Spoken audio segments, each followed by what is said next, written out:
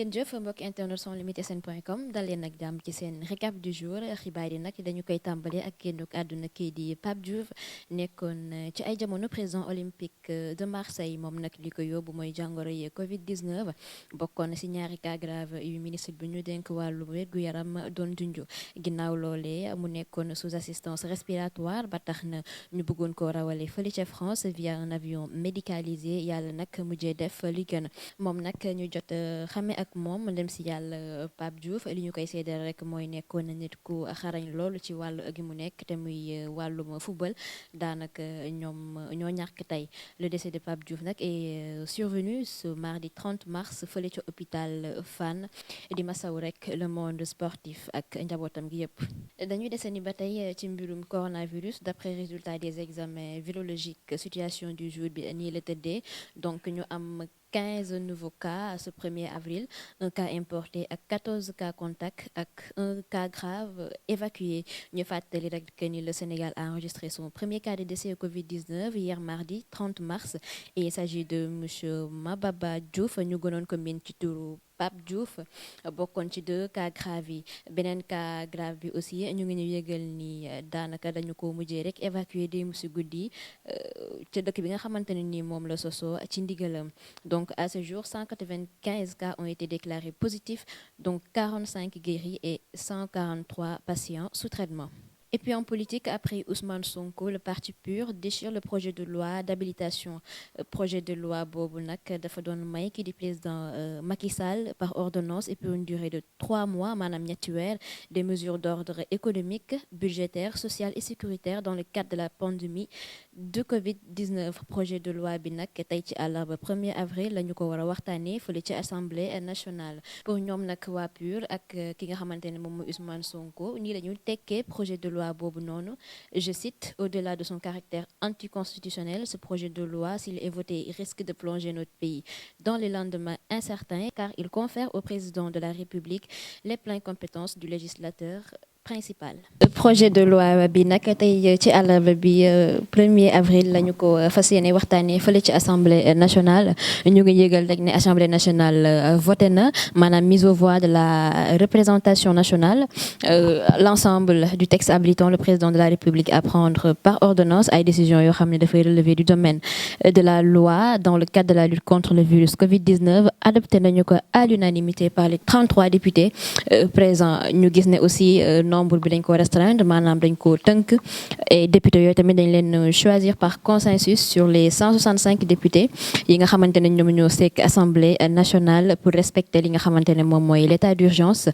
bi nga xamante ne dafay tere mbooloo gi dans un contexte boo xamante ne nii et c'est marqué par la propagation du virus Covid-19. Projet bi leen nag c'était défendu ce mercredi par le ministre de la Justice et garde des Sceaux maître Malick Sall. Bu weesoo tere ndaje boobule ay mesures relatives tamit aux gestes barrières loolu aussi gis nañ ne l'ensemble des députés respecté nañ ko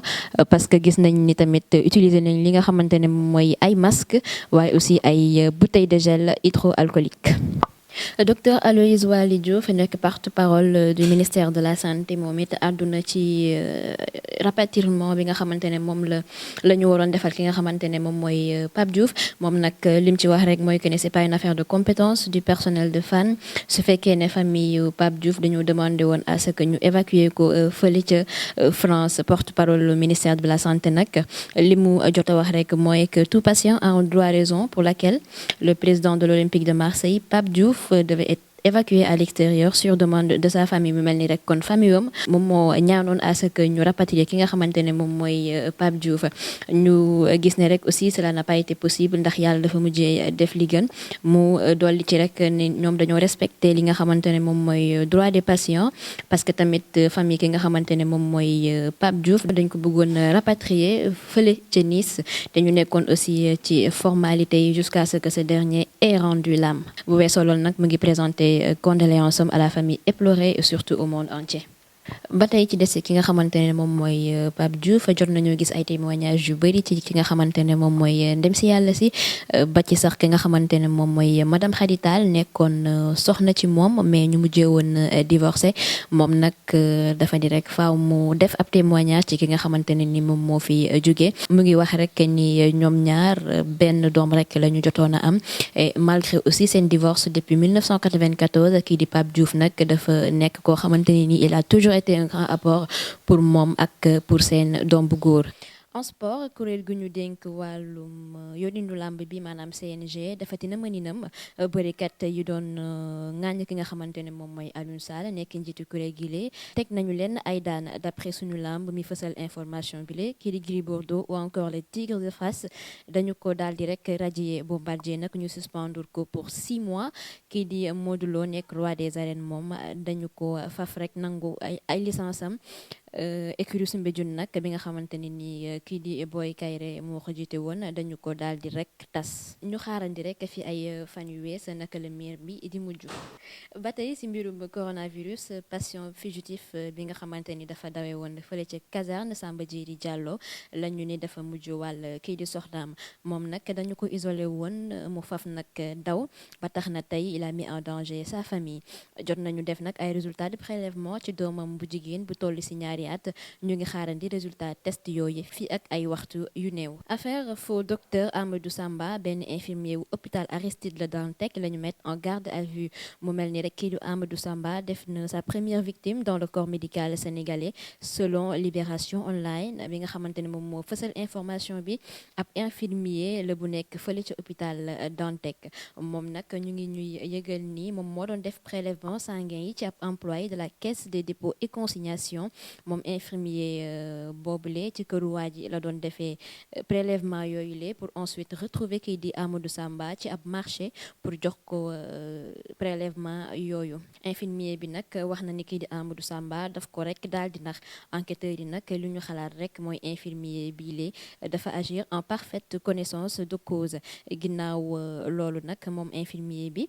deux gérants cybercafé tamit jot nañ leen teg loxo ndax njoxti ni dañoo laale wala boog ñu dimbali ki nga xamante ne moom mooy Amadou Samba pour mu defar une fausse carte de médecin. ci mbir mi nag bëri na ci ay spécialistes ak propriétaire clinique yu Amadou Samba usurpé woon seeni cachet ñoom nag jot nañ leen a interroger ñu jàppee leen comme ay témoins faux docteur bi leen nag di Amadou Samba ak ñi mu lënkaloo waloon tey ci àllarba bi lañu leen di jébbal procureur. Pape Cheikh Diallo nekk animateur Télé Futurs Médias àdduna itam ci mbiru faux docteur bi la di Amadou Samba moom nag daf ko jotoon a invité ni ki le 10 avril 2016 ci plateau émission yeewu leen Pape Cheikh nag li mu wax rek mooy kii di docteur Samba daf ko nax comme li mu naxee président de la République ak ministre tutelle bi moom nag mu ngi profité waale ci occasion bi di dénoncer waale ñàkk solidarité de corps bi am ci diggante taskati xibaar yi ndax ginnaaw invitation bile ak scandale bi fi jot a am ñenn ci wàllum taskati xibaar yi jot nañ leen critiquer ñoom waa TFM donc Pape Cheikh nag li muy ñaan rek mooy taskati xibaar yi ñu gën di def li nga xamante ne moom mooy solidarité ci seenu biir. ñu ñëw itam ci condition enterrement yi nga xamante ne ni ñoom ñoo faatu ci Covid 19 ñu ngi ñu yëgal ni rek les personnes mortes du coronavirus seenu denc day poser problème à travers le monde ndax contamination bi ab médecin sénégalais nag buy wuyu ci turu Mamadou Mansour Diouf moom nag dafa poser débat bi sur les conditions d'inhumation de Pape Diouf mi nga xamante ne ni moom moo fi génn àdduna ni ki démb fi nga xamante ne moom mooy Sénégal moom nag fi mu indee débat bi rek mooy que ni suñu dëkk bi dafa am ay réalités socio-culturelles ak ay rites funéraires yoo xamante ne ni bokkul ak waa Occident parce que nag procédure Occident moom li muy def rek mooy une mise en bière maanaam dañuy placer li nga xamante ne moom mooy ki nga xamante ne moom moo génn àdduna ci ab cercueil boobu leen nag dañ koy tëj hermétiquement maanaam ba mu ne ràpp en raison du risque élevé de contamination mu souligné tamit ne fii ci Sénégal dëkk la boo xamante ne ak grande majorité musulmane lañ te ni ñuy toppatoowee seenu néew dafa nekk benn contexte boo xamante ne dafay poser problème parce que déjà cercueil hermétique maanaam bu ne ràpp bokkul ak suñuy coutume si wàllum nag rite funéraire yi moom nag li muy aajo mooy rek sang ki nga xamante ne moom mooy néew bi daal di koy denc nag sans cercueil question boobu nag nekk question bu importante te nit ñi ñu ngi koy faral di laajtewu te aussi mu méditer sérieusement ñu ut ci ay saafara mbokki internet yi looloo jotoon a ruus si xibaar yi bëccëg bi jërë ngeen jëf